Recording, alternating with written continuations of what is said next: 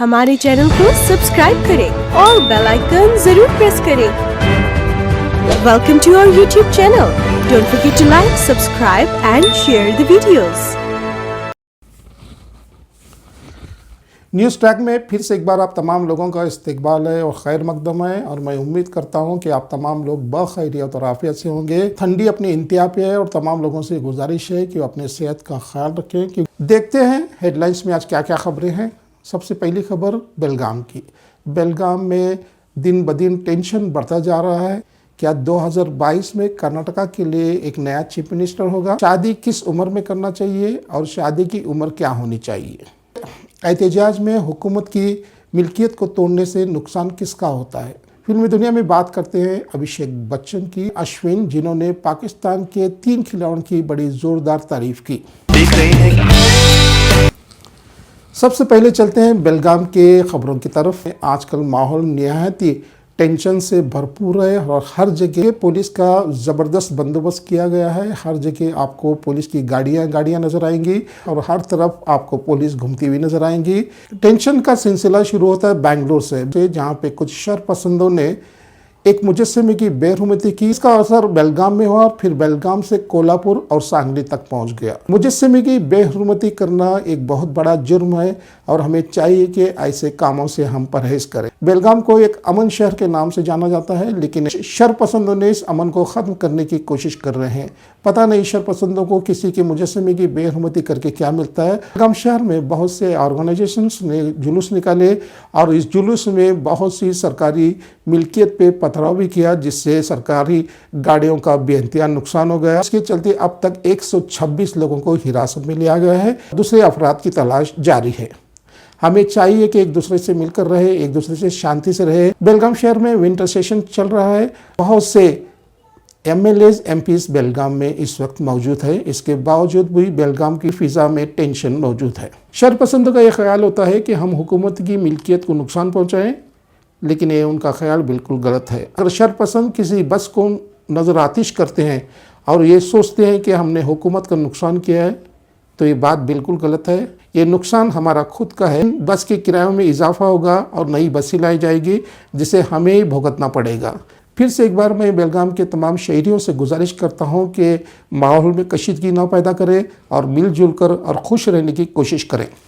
आप देख रहे हैं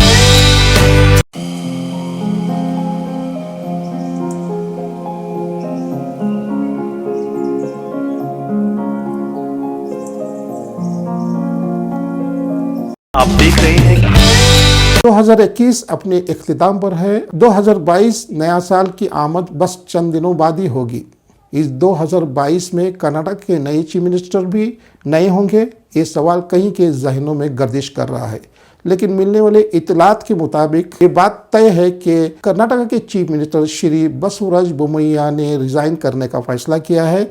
और रिज़ाइन करने की असली वजह है कि हाई कमांड ने इनके कारकर्दगी से नाखुश है। कर्नाटक के चीफ मिनिस्टर श्री बसवराज बोमैया पे जो रिस्पॉन्सिबिलिटी दी गई थी, जो जिम्मेदारियां दी गई थी, वो उसमें नाकाम रहे।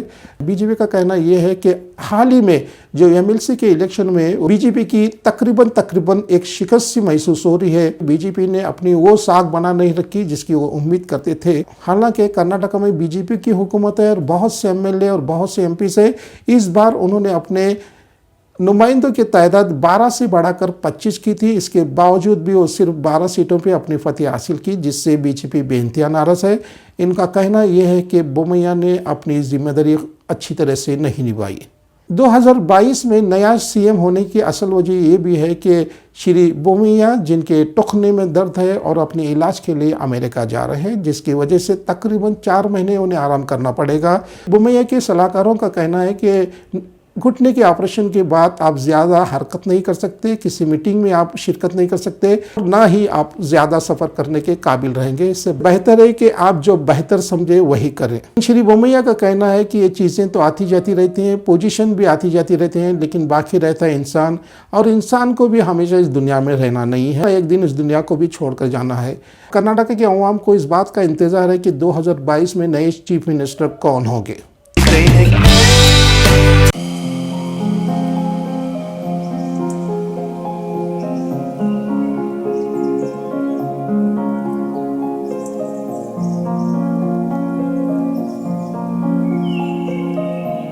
आप देख रहे हैं। बात करते हैं शादी की उम्र की। किस उम्र में शादी करना है और शादी करने की उम्र क्या होनी चाहिए।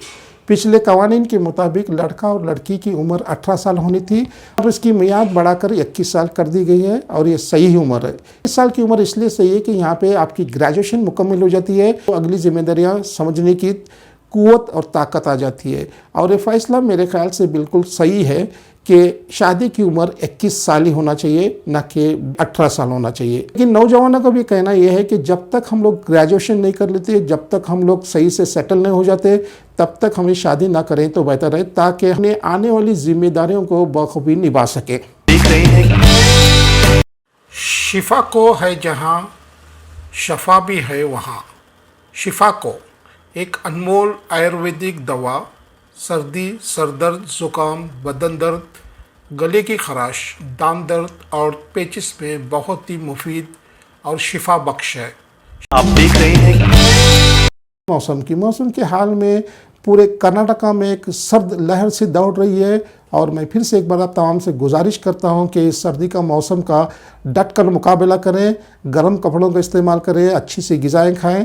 पूरे कर्नाटका में खासकर हुबली में तो टेम्परेचर 0.4 सेल्सियस हो गया है और बेलगाम में तो उतनी ठंडी महसूस नहीं होती, फिर भी गर्म कपड़ों का इस्तेमाल करना हमारे लिए ज़रूरी है। बात की इल्तिजा और गुजारिश है कि वो अपनी सेहत का बेइंतहा ख्याल रखें, क्योंकि उम्रदराज लोगों में इम्यून सिस्टम बड़ा कमज़ोर होता है। क्लासिक ऑल इन वन, वाह क्या बात है।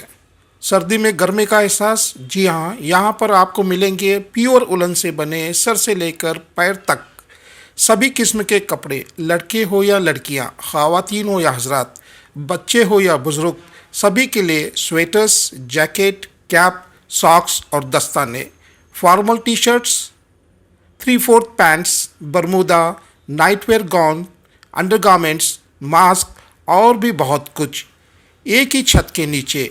न्यूबॉर्न बच्चे से लेकर XXL तक के साइज़ के कपड़े यहाँ पे दस्तयाब हैं। तो देर किस बात की है, आज ही तशरीफ़ लाइए क्लासिक ऑल इन वन, बसवन गली, मारुति टेम्पल के नज़दीक, बेलगाम। बात करते हैं अभिषेक बच्चन की, जिन्होंने अपना फिल्मी करियर रिफ्यूजी नाम की फिल्म से शुरू किया और उन्होंने अब तक 60 फिल्मों में अदाकारी की है और जिनमें काबिल ज़िक्र फिल्में हैं बंटी और बबली, धूम 2 और मुंबई से आया मेरा दोस्त। अभिषेक बच्चन को भी अपनी ज़िंदगी में वो तमाम मुश्किलात से गुजरना पड़ रहा है जो उनके वालिद कभी अपनी ज़िंदगी में फेस किए थे। शुरुआत के दिनों में अमिताभ बच्चन का भी यही हाल था कि उनको बहुत सी फिल्मों से निकाला गया था और उनकी जगह दूसरे अदाकारों को लिया गया था। यही हाल अब अभिषेक बच्चन का है, उनको भी कई फिल्मों से निकाला गया और दूसरे अदाकारों को उनकी जगह लिया गया। हाल ही में एक पब्लिक फंक्शन में जहाँ पे अभिषेक बच्चन गए हुए थे और उनकी पहली सफ पे बैठे हुए थे, लेकिन फंक्शन के ऑर्गेनाइजर्स ने अभिषेक बच्चन को ये रिक्वेस्ट की कि आप बराए करम पिछली सीट पर जाकर बैठें, क्योंकि दूसरे बड़े बड़े हीरोज़ पहली सफ में बैठेंगे। अभिषेक का कहना है कि मुझे इस बात का कोई भी गम नहीं कि ये तो बिजनेस है और यहाँ पे हर कोई चढ़ते सूरज की पूजा करता है। यही हाल मेरे पिता का भी हुआ था जब वो नए नए फिल्म इंडस्ट्री में आए थे। जब अमिताभ बच्चन माली हालात का शिकार हुए तो अभिषेक बच्चन ने अपनी स्टडीज़ को, अपनी तालीम को अधूरी छोड़कर अपने बाप का साथ दिया था। खेल की दुनिया में बात करते हैं भारत के ऑफ स्पिनर चंदन अश्विन की। अश्विन ने पाकिस्तान के 3 खिलाड़ियों की बड़ी ज़ोरदार तारीफ की है और उसमें मौजूद हैं बाबर आजम, मोहम्मद रिजवान और शाहिद शाह आफरीदी।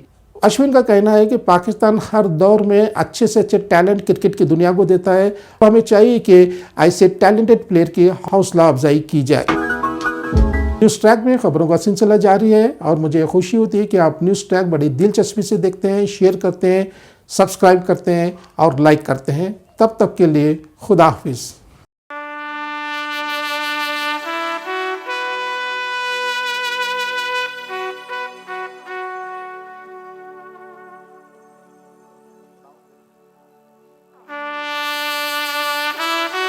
हमारे चैनल को सब्सक्राइब करें और बेल आइकन जरूर प्रेस करें। Welcome to our YouTube channel. Don't forget to like, subscribe and share the videos. आप देख रहे हैं